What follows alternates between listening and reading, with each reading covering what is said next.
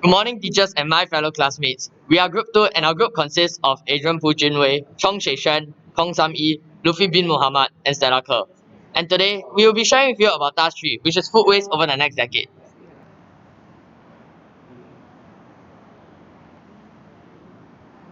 Okay, so we will first have to understand the problem and what are the information given. Firstly, 10% of the total waste generated in Singapore is from food waste. Only 18% of that 10% is recycled. The other 82% of that 10% is disposed at the waste to energy plants for incineration. Food waste in Singapore has increased by about 20% over the past decade. It is expected to increase with our growing population. Food waste contaminates recyclables and compromises recycling efforts. It may also encourage odor nuisance issues and vermin proliferation if not managed properly. Secondly, based on the information found in the previous slide, we have to find out the information required to accomplish the task. First, we have to find out the average food waste generated in the past few years. We also have to estimate the amount of food waste generated over the next decade, and how much will the population increase over the next decade. Next, we have to make assumptions to simplify the problem. First, we have to assume that every person will waste the same amount of food in the next 10 years. We have to use the estimated future population to calculate the amount of food waste that will be generated in the next 10 years. Food waste also increases with the factor of population increase, and the amount of food waste increases from the past years. For solution 1, we have to assume that the food waste will increase continuously by 20% in the next 10 years. Seeing how the population increase affects the amount of food waste that happened in the past 10 years, to find out how the population increase will affect the amount of food waste in the next 10 years. Using the current population to calculate the amount of food waste to predict the food waste increase in the next 10 years, plus the population increase to get the amount of food waste that is going to be in the next 10 years. Next, we will be presenting the mathematical solution to solve this problem. First, we have 0.744 tons was the amount of food waste generated in 2019, multiplied by 120%, which is the amount of food waste that is expected to be generated over the next 10 years, and we will get 0.931 tons, which is the amount of food waste that we will be expecting in 2031.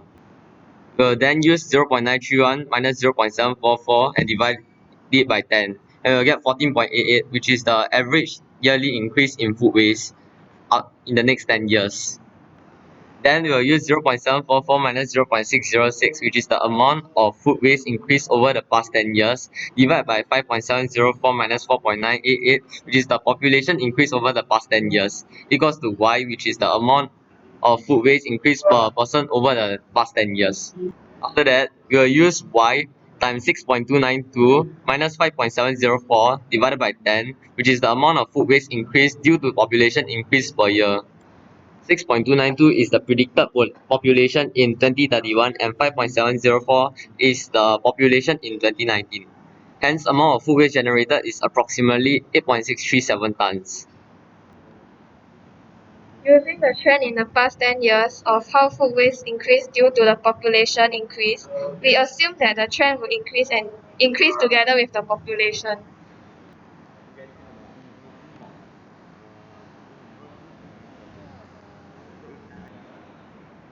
This is our prediction of food waste in the next 10 years caused by the population increase and how people have wasted more and more food over the past 10 years. We can see a constant increase every year in food waste. It is averaged in between 2019 and 2031 for the food waste.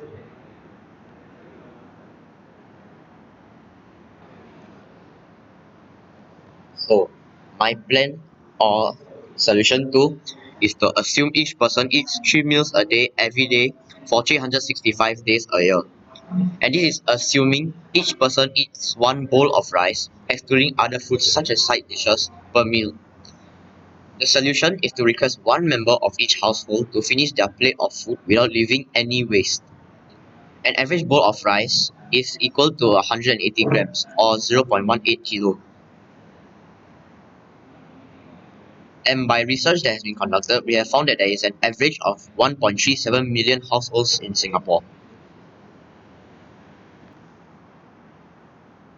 Hence, we multiply 246,600, which is found via multiplying the amount of rice eaten per person a day for one meal, which is 0.18 kilos, multiplied by 1370000 or 1,370,000 to find the amount of food a person will save per year should they choose to finish one meal out of their three.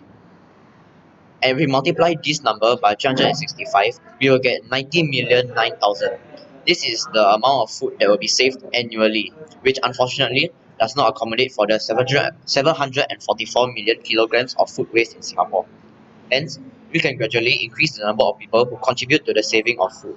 From one household member to two, 90,009,000 multiplied by 2 will equal to 180,018,000.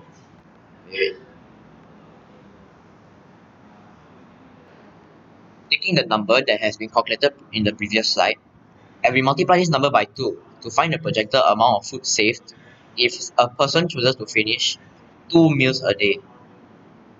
Hence, we will get 180,018,000 multiplied by 2 to get 360,000 and 36,000. This will combat nearly half of the food waste generated in Singapore annually, which is quite a significant difference.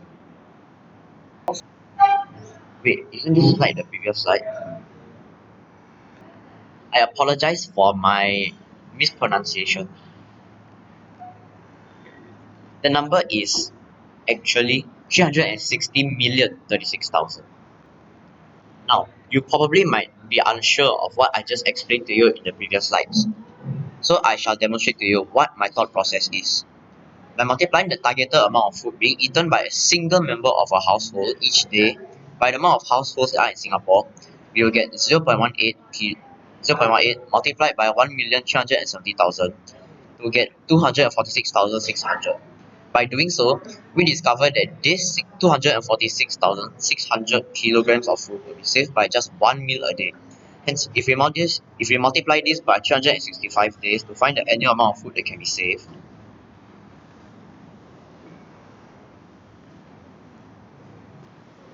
we will get 246,600, which is the amount of food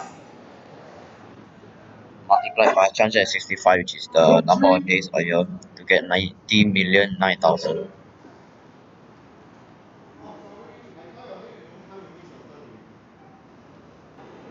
When we are solving a mathematical solution, we came across many challenges such as some confusion, the reliability of the source, and we do not have enough data or evidence from the internet.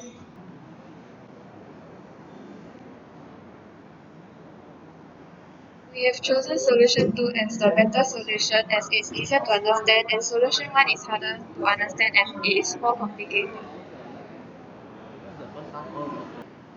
Looking back at what we have done, we can see how it can be linked to become a real world solution. Even though it is insufficient to fully counter the amount of the food waste that is wasted in Singapore, this strategy will greatly impact the numbers regarding food waste in Singapore. It can also reduce the amount of food waste in the future to decrease the landfill needed to store all the waste generated by people.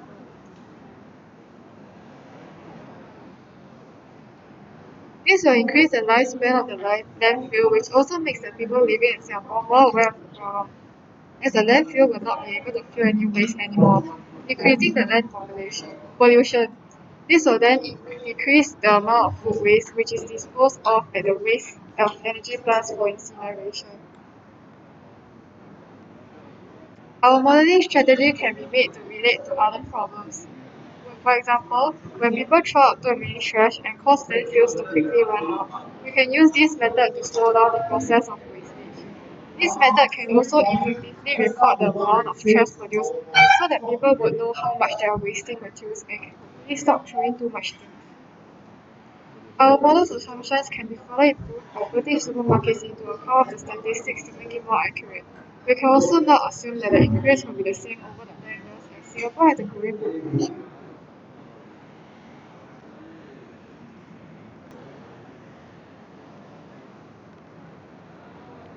Next, we will be having the Q&A session.